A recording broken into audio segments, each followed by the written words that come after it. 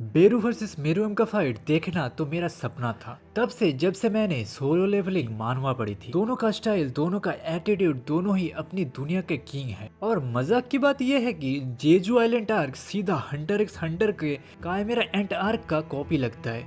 तो सोचो दोनों को टक्कर देना कितना मजेदार होगा। आज के वीडियो में हम दोनों के पावर, स्पीड और स्किल्स का पूरा हिसाब किताब करेंगे और डिसाइड करेंगे असली किंग कौन है।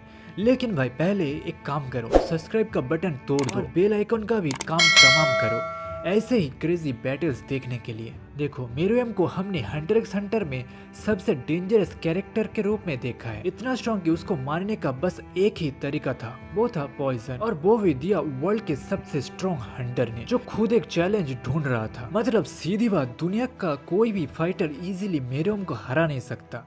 अगर हम बात करें उसके पावर लेवल की, तो उसने ऐसे ब्लोज दिया है कि जो 467 टॉन्स टीएनटी के बराबर है। लेकिन असली सीन तब बना जब उसने पुअर मैन्स रोज बॉम्ब का अटैक फेस किया। भाई ये बॉम्ब 50 मेगाटन्स टीएनटी का धमाका करता है, दुनिया के सबसे पावरफुल न्यूक्लियर बॉम्ब के लेवल का। और मेरुएम ने उस बॉम्ब को फेस करके भी खुद को संभाला। ये उसके ड्यूरेबिलिटी का लेवल दिखाता है। और फिर सीन पलटा पोस्ट रोज मेरुएम का, जब उसने पूफ और यूपी को ऑब्जर्व किया। उसके बाद वो तो एकदम मॉन्स्टर ही बन गया। एक बार तो उसने कैजुअल एक बड़ा प्लेटो को उड़ा दिया था, जिसकी पावर 546 मेगाटन्स टीएनटी तक थी, मतलब माउंटेन लेवल डैमेज। अब कुछ लोग बोलेंगे भाई असली माउंटेन तो तोड़ा नहीं, तो कैसे मान ले हम। लेकिन मेरी मानो तो हर बार माउंटेन तोड़ना जरूरी नहीं होता। साइंस का एक फंडा है, वेपराइजेशन और पुल्वराइजेशन, जिससे हम एनवायरनमेंट देख के समझ सकते हैं कि कितना डैमेज हुआ।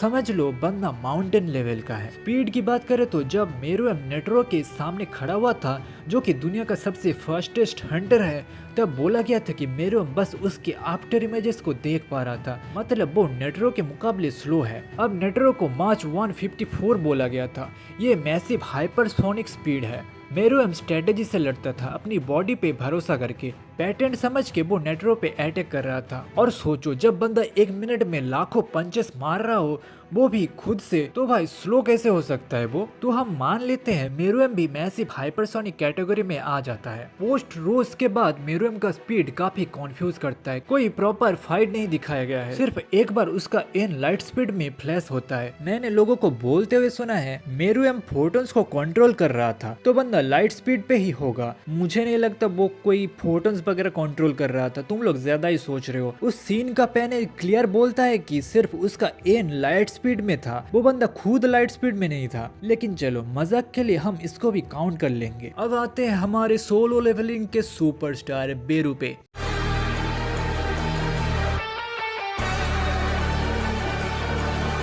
भाई बेरू तो पैदा ही हुआ था सबको काटने के लिए। अपने दुश्मन का सिर काट के उसकी पावर एब्जॉर्ब करता है। बाद में जिन्बू का लॉयल सोल्जर बन जाता है, जो सिर्फ अपने मास्टर के लिए जीता है। अब बेरू का लेवल समझते हैं। उसने दोनों रीजन्स के एस रैंक एंड्स को खत्म किया और ryuji जैसे जापान के टॉप हंटर्स को भी हरा दिया था। ये ryuji भाई को नेशनल लेवल का हंटर बोला जाता है, जो एक पूरी कंट्री के आर्मी और न्यूक्लियर बॉम्ब के लेवल के होते हैं। बेरू ने उसको भी क्लियर कर दिया था। मतलब बेरू का डिस्ट्रक्टिव पावर भी अप्रोक्स 50 मेगाटन टीएनटी तक पहुंच जाता है, मतलब वो भी सिटी लेवल का है। जिन्बू भी कहता है बेरू इग्रिस से ज्यादा स्ट्रॉन्ग और फास्ट है। स्पीड की बात करें तो ये और भी मजेदार हो जाता है। डेमन किंग बैरन के लाइटनिंग अटैक्स जिन्बू डॉज करता है और बेरू बैरन से भी ज्यादा फास्ट है।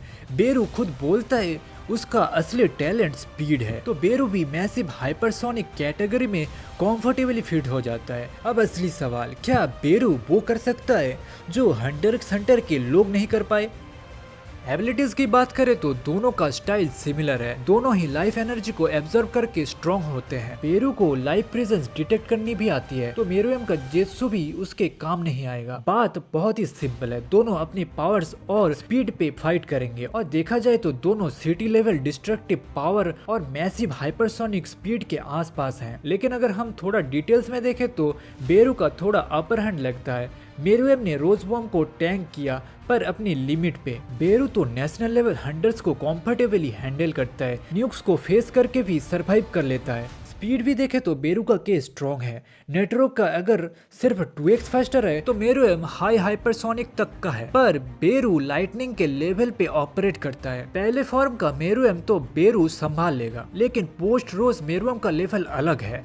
जब वो पोफ और यूपी को ऑब्जर्व करता है तो वो माउंटेन लेवल पावर पे आ जाता है, तो वो बेरू के लिए ज्यादा हो जाता है हैंडल करना। उसका स्पीड भी काफी इम्प्रूव हो जाता है और वो पॉइजन रेजिस्टेंस भी हो जाता है, तो बेरू का पॉइजन भी उसके ऊपर काम नहीं करेगा। फिर भी अगर पॉइजन काम भी कर जाए, मेरुएम के पास इनफ टाइम है कि वो बेरू को हरा दे, क्योंकि पोस्ट रोज मेरुएम का पॉइजन रेजिस्टेंस बहुत ही पावरफुल है और उसका स्पीड इतना फास्ट है कि उसको इनफ टाइम मिल जाएगा बेरू को हराने का। इसका मतलब है कि बेरू प्री रोज मेरुएम को हरा देगा, लेकिन पोस्ट रोज मेरुएम से हार जाएगा। इस वीडियो को खत्म करने से पहले मैं ये बता दूं, मैंने इस वीडियो में कभी भी बेरू के शैडो सोल्जर वाले स्टैट्स को इंक्लूड नहीं किया, क्योंकि बेरू इवॉल्व करता रहता है और स्टैट्स भी चेंज होता रहता है इसलिए।